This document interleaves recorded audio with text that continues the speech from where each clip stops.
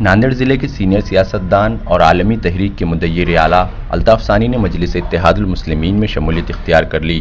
भैंसा के चेयरमैन व नांदेड़ एमआईएम के सीनियर इंचार्ज मोहम्मद जाबिर अहमद से मुलाकात करके उन्होंने एमआईएम में शामिल होने का फैसला लिया। अल्ताफ सानी की शमूलियत पर मराठवाड़ा सदर फेरोज लाला ने मसरत का इजहार करते हुए जिला दफ्तर पर इनका वालेहाना इस्तकबाल किया। इनके अलावा नांदेड़ जिला एडहॉक कमेटी के अहदेदारान, मेंबरान, कारकुनान व मुहिब्बान मजलिस ने कसरत से इनकी गुलपोशी की। अल्ताफ सानी माजी में कांग्रेस से वाबस्ता रहे हैं। वो महाराष्ट्र उर्दू एकेडमी के मेंबर और माइनॉरिटीज मीडिया एसोसिएशन के सदर भी रह चुके हैं। अल्हम्दुलिल्लाह, ये अल्लाह का लाख लाख करम और फजल ही है कि सियासी ज़िंदगी के 30-35-40 साल में जितना वक्त और जितना लंबा सफ़र हमने तय किया, सियासत में शमूलियत सिर्फ और सिर्फ इस बुनियाद पर हुई थी कि मिल्लत और मिल्लत के मसाइल हम कैसे हल कर सकेंगे, किसके साथ रह के हल कर सकेंगे, और इसी मकसद को लेकर 30-35 साल का सफ़र रहा। कांग्रेस पार्टी ने अपनी सेक्युलर छवि को जिस अंदाज में बालाए ताक रखा और गैर महसूस तरीके से मुल्क की माइनॉरिटीज़ के साथ दूजा व्यवहार करना शुरू किया, गैर महसूस तरीके से मुस्लिम क़यादत को ख़त्म करने के मंसूबे बने, उसके बाद से घुटन महसूस हो रही थी। और मैं तकरीबन 10-12 साल से कांग्रेस पार्टी से मनक़ता था। मैंने अपना सिलसिला मनक़ता कर लिया था और ये सोच में था कि मुतबादिल अगर कोई मिलता है तो हम वहाँ जाकर कुछ काम कर सकें। इस बात को शिद्दत से महसूस कर रहे थे कि हमें डरा कर वोट लिया जाता है, पीजेपी से खौफजदा करके हमारा वोट मांगा जाता है और हम पर सेकुलरिज्म की बका और जमहूरियत का तहफ़्फ़ुज़ ऐसे बोझ हम पर लादे जाते हैं और उसकी बुनियाद पर हमसे वोट लिया जाता है। और पिछले 30-35-40 साल में कभी हमने आडवाणी जी को रोकने के लिए वोट दिया, कभी मोदी जी को रोकने के लिए वोट दिया, कभी योगी जी को, और अब पता नहीं और किन किन को रोकने का से हम सारा ठेका हमारे ही सरों पर रहेगा। लेकिन हम देख रहे हैं कि हमारे तमाम कोशिशों के बावजूद भी फिस्ताई ताकतें मुल्क के इक़्तिदार पर आ गई। हालात बहुत ही पेचीदा हुए और हम जैसे लोगों ने उम्मीद भी छोड़ दी थी कि सियासत में, पॉलिटिक्स में, राजकारण में कोई बड़ी तब्दीली, कोई बड़ा बदलाव आएगा। लेकिन एकाएक एक ऐसी अनहोनी हुई महाराष्ट्र की सियासत में कि अल्पसंख्यकों के सबसे बड़े नेता बाला साहब अम्बेडकर और हमारे क़ायद नक़ीब मिल्लत अलहाज बैरिस्टर असदुद्दीन साहब ने एक ऐसा फैसला लिया और इन दोनों के फैसले ने महाराष्ट्र की सियासी रुख को एकदम तब्दील कर दिया। कल तक हमको मंजिल दिखाई नहीं देती थी, लेकिन आज सारे अल्पसंख्यकों को, सारे माइनॉरिटीज़ को मंजिल दिखाई देने लगी है। लोकसभा के इंतखाबात बहुत करीब हैं। बहुत ताकत के साथ प्रकाश अम्बेडकर साहब ने मुल्क की सबसे बड़ी फिस्ताई और फ़िरक़ा परस्त तंजीम के ख़िलाफ़ अपना स्टैंड लिया और आज हम देख रहे हैं महाराष्ट्र में बैरिस्टर असदुद्दीन अवैसी और प्रकाश अम्बेडकर की सभाएं सैकड़ों, हज़ारों नहीं, करोड़ों की संख्या में गैदरिंग हो रही है, लोगों का हुजूम है और ऐसा लगता है कि एक बड़ा सियासी इनकलाब महाराष्ट्र में इंशाअल्लाह आएगा। और हम ये समझते हैं कि लोकसभा में भी अब हम मायूस नहीं रहेंगे। हमारे नुमाइंदे पार्लियामेंट में पहुंचेंगे। अवैसी साहब 3 तलाक के वक्त जब पार्लियामेंट में खड़े रहे तो तन्हा थे।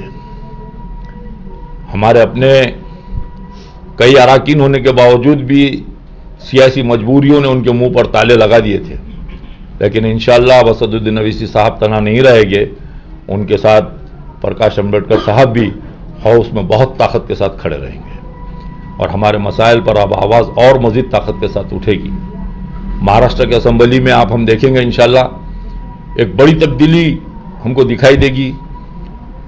अगर वंचित, एमआईएम, ये समूह, ये ग्रुप अगर असेंबली में हुकूमत बनाने के मूड में नहीं आए, मौकूफ में नहीं आता है, तो इतना वो याद रखिए, हुकूमत बनाने के लिए हमारी मदद के बगैर हुकूमत भी नहीं बन सकेगी। बाला साहब और नकीब मिल्लत असदुद्दीन अवीसी साहब के बगैर मशवरे के महाराष्ट्र में हुकूमत इंशाअल्लाह नहीं बनेगी।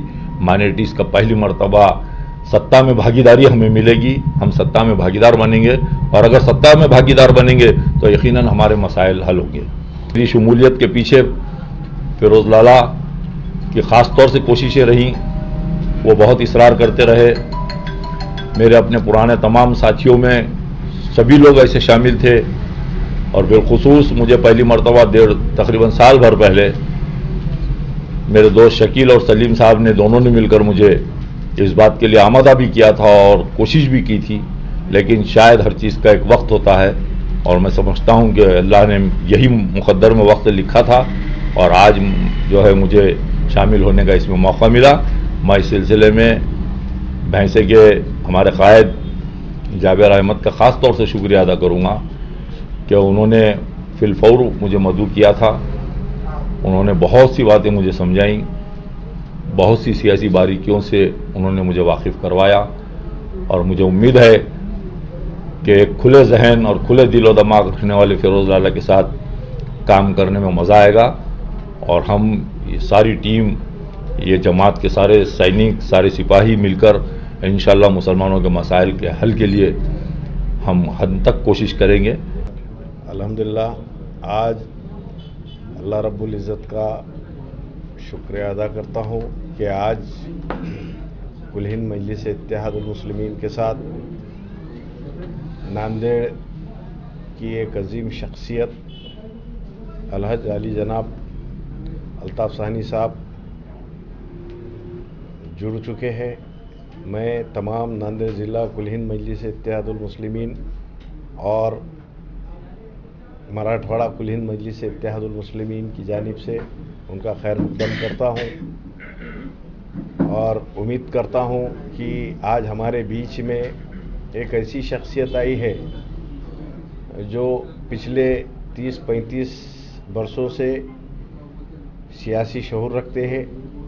मुझे अलहज अल्ताफ़ साहनी साहब से उम्मीद है कि जिस तरह से पिछले 8 महीनों में कुल हिंद मजलिस इत्तेहादुल मुस्लिमीन नांदेड़ से सफ़र तय शुरू की थी, तो अल्हम्दुलिल्लाह आज मराठवाड़े में वो तब्दीली हो गई है और मराठवाड़े तक पहुंच चुके हैं।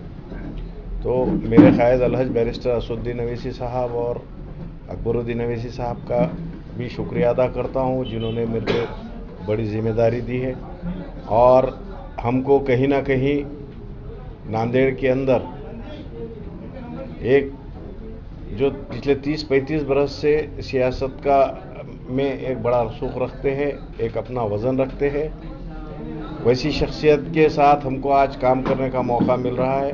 और मैं इस बात की उम्मीद भी करता हूं कि अल्ताफ़ साहनी साहब जैसी शख्सियत का तजुर्बा अल्हम्दुलिल्लाह शहर नांदेड़ में ही नहीं, ज़िले नांदेड़ में नहीं, बल्कि मराठवाड़े के अंदर हमारी जमात के लिए फ़ायदेमंद रहेगा।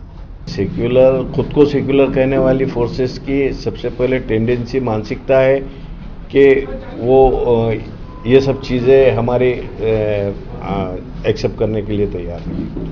और रियासत महाराष्ट्र में वंचित बहुजन आघाड़ी का जो आगाज़ हुआ और उसके संतराश अली जनाब प्रकाश अंबेडकर साहब ने जो कहा है कि भाई आरएसएस को संविधान के दायरे में लाना चाहिए, और कुछ सियासी लोग कहते हैं कि मसूदा बना के देना चाहिए। पिछले 15 बरस भी जो है सो रियासत महाराष्ट्र में इनकी हुकूमत थी, तब भी नहीं बनाई ये लोगों ने।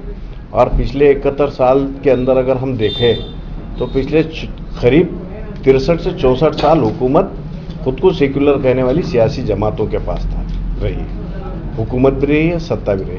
तो उन लोगों की पॉलिसी पे, उन लोगों की सोच पे हमको डाउट है, और वो ये सब चीज़ें नहीं करना चाह रही है, और यहाँ पर एक दिशा भूल, मिसगाइड करने का काम कर रही है। तो औरंगाबाद का जो इशू चल रहा है इसको किस नजर से देख रहे हैं? नहीं, देखिए पाटिल के बयान आए इसमें जो फाइनल डिसीजन है, हमारे रुकने असेंबली अली जनाब इम्तियाज़ जलील साहब ने भी कहा है कि फाइनल डिसीजन जो रहेगा वो हमारे कायद अलहज बैरिस्टर असदुद्दीन अवैसी साहब और प्रकाश अम्बेडकर साहब।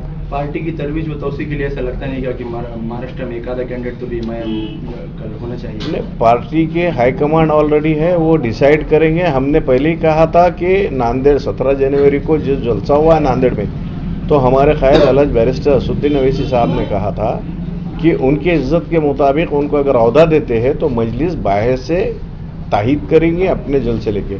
मगर क्या हुआ है कि जिस तरह से बड़ा साहब कह रहे हैं उस अंदाज में खुद को सेक्युलर कहने वाली, और ये कह रहे हैं कि बाजा गाजा कर रहे हैं कि हम मोदी को रोकना चाहते हैं, तो हमारी अहमियत जो है सो सिर्फ 4 सीटों की हमारी, और आज भी हम उसको ये नहीं बता रहे।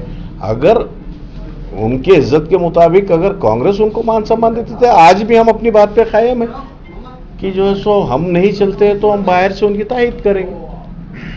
और ये फाइनल डिसीजन जो है ये हमारे नेता हमारे कायद